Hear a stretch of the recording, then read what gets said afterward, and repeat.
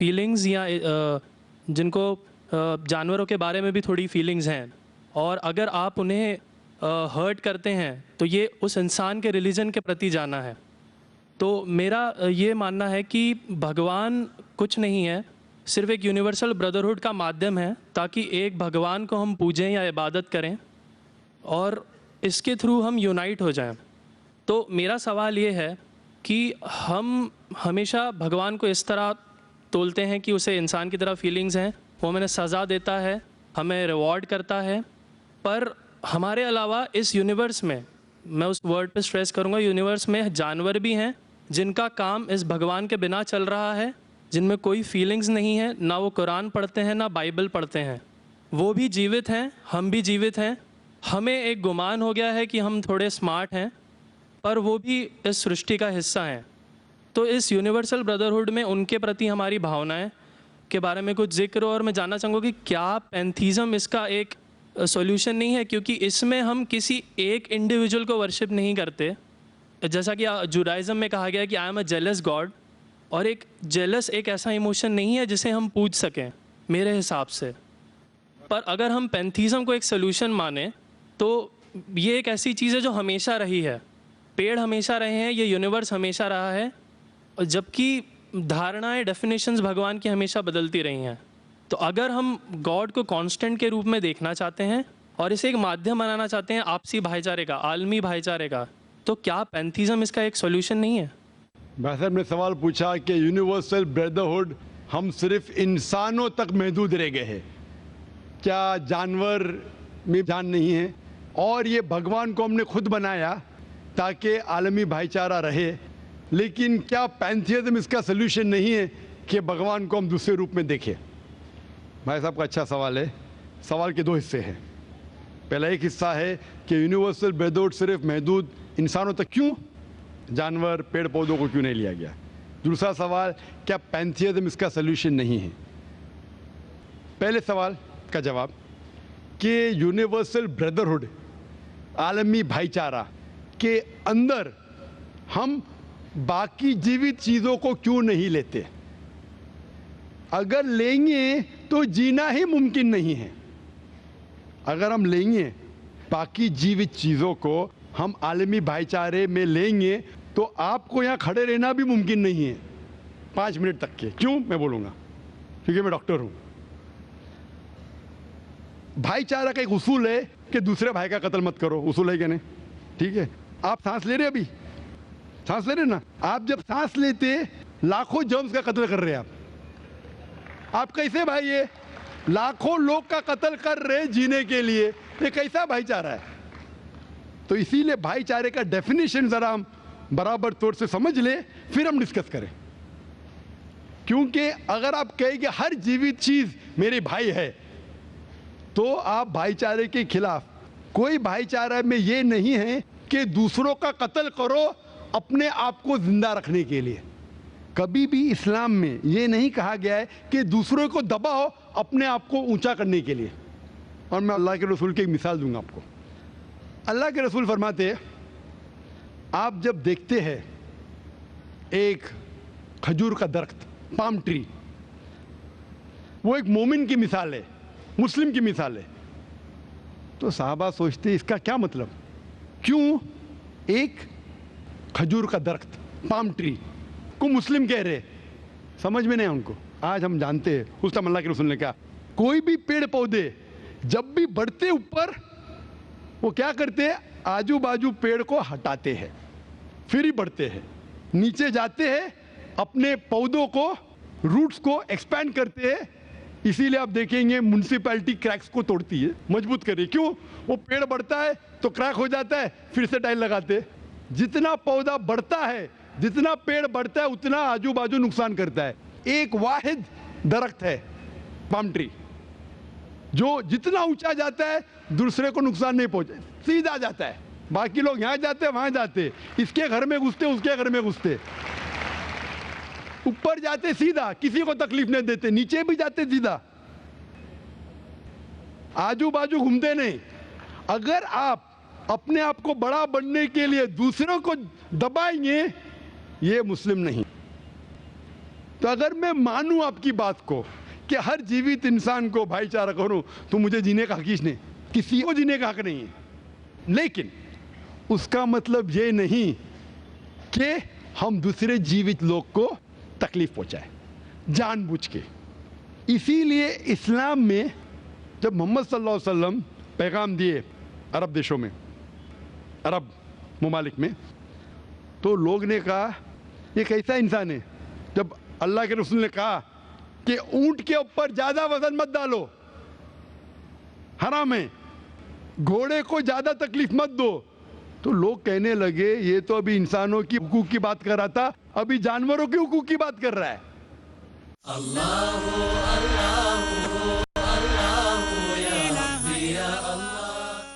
अल्लाह के रसूल फरमाते जब एक शख्स आग उगाता, बोलते आग को बुझाओ, क्यों?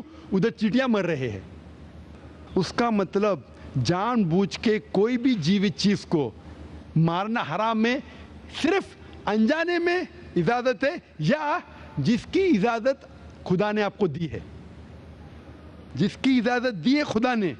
मिसाल के तौर पे मनुस्मृति में चैप्टर नंबर 5 श्लोका नंबर 31 में लिखा है कि खुदा ने कुछ जानवरों को बनाए खाने के लिए और किसको खुराक बनने के लिए। Some to be eaten, some to ईट।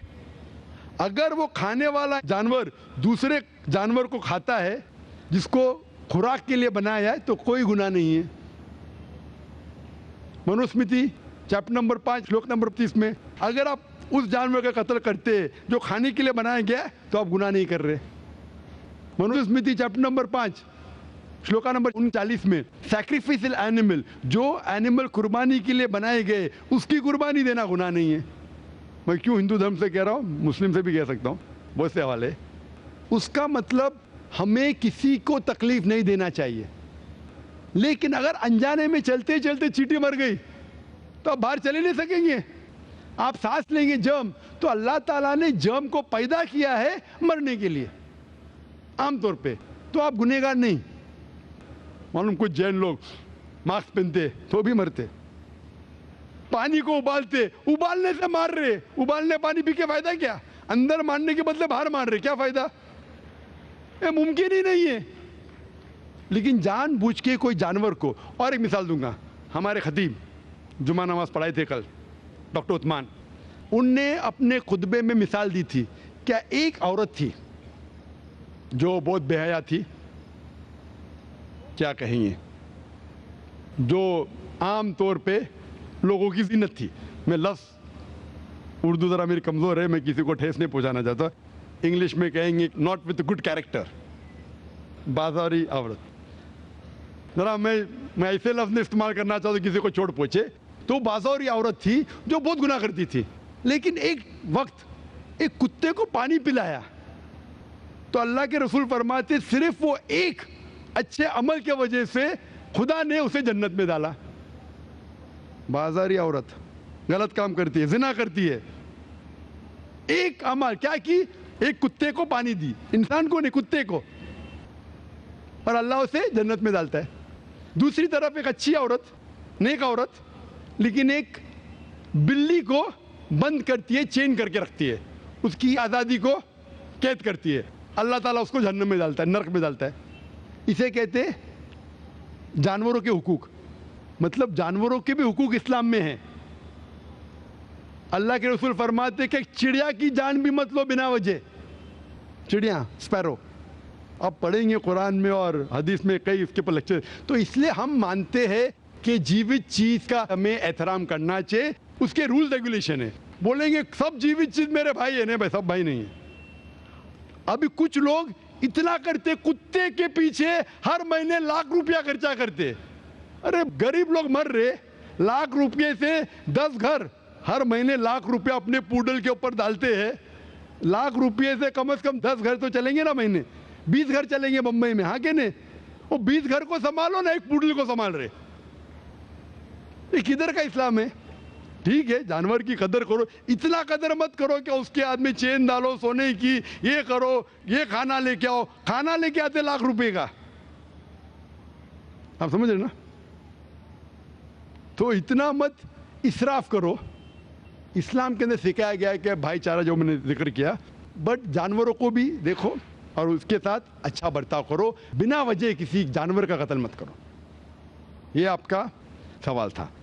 आपका दूसरा सवाल इसके अंदर जवाब हो गया। आप कहते हैं कि पैंथियज्म, सबको खुदा मानना इसका जवाब है।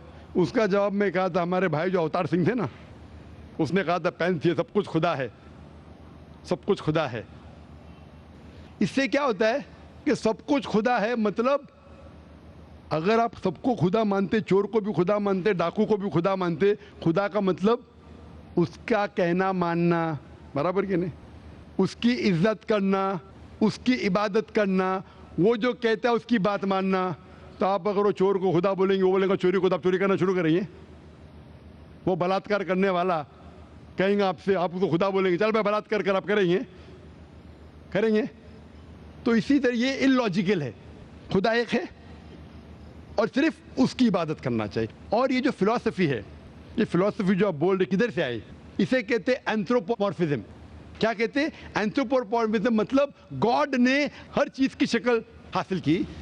और इसके अंदर एक फिलॉसफी है कि खुदा इतना पाक, इतना नेक, वो जानता नहीं कि किस तरीके से इंसान को तकलीफ होती है। और ये एंथ्रोपोमॉर्फिज्म जो फिलॉसफी है, खुदा अलग अलग चीज में शामिल होते हैं। और कई मजहब, इस्लाम के अलावा कोई मजहब कहता है कि खुदा एक बार इंसान का रूप हासिल किया, कुछ मजहब कहते हैं अनेक बार। और उनकी लॉजिक है कि खुदा इतना पाक, इतना नेक, इतना महान, उसे पता नहीं इंसान की तकलीफ क्या है, इंसान को किस चीज का बुरा लगता है। इतना नेक, इतने पाक, इंसान को दर्द कैसा होता है, इंसान को तकलीफ कैसा होती है। तो ये खुदा जो नेक और पाक है, जानने के लिए इंसान के उसूल क्या होना चाहिए, वो इंसान का रूप धारण करते हैं। ये फिलॉसफी है एंथ्रोपोमॉर्फिज्म की।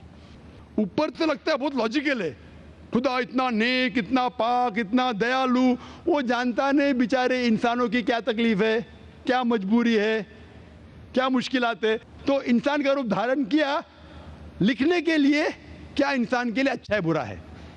ऊपर से देखें तो बहुत अच्छा लगता है, लेकिन तहकीक करेंगे मंतिक से तो एकदम ही गलत। मिसाल के तौर पे, अगर मैंने एक डीवीडी प्लेयर बनाया, डीवीडी प्लेयर, क्या मुझे जरूरी है कि मैं डीवीडी प्लेयर बनूं ये जानने के लिए डीवीडी प्लेयर के लिए क्या अच्छा है क्या बुरा है? जरूरी है? नहीं। मैं एक इंस्ट्रक्शन मैन्युअल लिखूंगा कि डीवीडी प्लेयर को प्ले करने के लिए डीवीडी डालो, प्ले का बटन दबाओ, स्किप करने का स्किप का बटन दबाओ, स्टॉप करने का स्टॉप का बटन दबाओ, पानी में मत डालो खराब हो जाएगा, ऊपर से मत फेंको खराब हो जाएगा। मुझे डीवीडी प्लेयर बनने की जरूरत नहीं। इसी तरीके से खुदा हमारा खालिक है, हमारा बनाने वाला है, हमारा पैदा करने वाला है, उसको इंसान बनने की जरूरत ही नहीं। वो क्या करता है? इंस्ट्रक्शन मैन्युअल लिखता है, इंसान के लिए क्या अच्छा है क्या बुरा है, क्या खाना चाहिए क्या नहीं खाना चाहिए, कैसा इबादत करना चाहिए। और इस खुदा का आखिरी इंस्ट्रक्शन मैन्युअल है कुरान। इस ईश्वर, इस भगवान, इस अल्लाह, इस खुदा का आखिरी इंस्ट्रक्शन मैन्युअल है कुरान। इस कुरान मजीद में लिखा है आपके लिए क्या अच्छा है क्या बुरा है, किस तरीके से जानवर से अच्छा बर्ताव करना चाहिए, किस तरीके से भाईचारा बढ़ना चाहिए, किस तरीके से गरीबों की मदद करना चाहिए, सब लिखा है इसमें। खुदा को खुद इंसान बनने की जरूरत नहीं, क्योंकि वो हमारा खालिक है, हमारा मालिक है। तो इसीलिए ये पैंथियज्म फिलॉसफी इज टोटली रॉन्ग। और वेद में किधर नहीं लिखा है, आप जाएंगे दूसरी किताबों में लिखा है, आप अगर देखेंगे मेरी कैसेट हिंदुइज्म एंड इस्लाम पे, लेकिन वो किताबें वेद से ऊंची नहीं है। वेद में सिर्फ लिखा है तौहीद के बारे में, एक खुदा के बारे में, एक कम सत्य विप्रा बहुधा वेदांते, खुदा एक है, उसको नाम अलहदा दे सकते हैं आप, लेकिन खुदा एक है, उसकी सिफत आप बयान कर सकते हैं। और वो एक खुदा है न तस्य प्रतिमास्ति, उसका कोई अक्स नहीं है, ना कोई पिक्चर है, ना कोई पेंटिंग है, ना कोई मूर्ति है, ना कोई स्टैच्यू है। Hope that answers the question.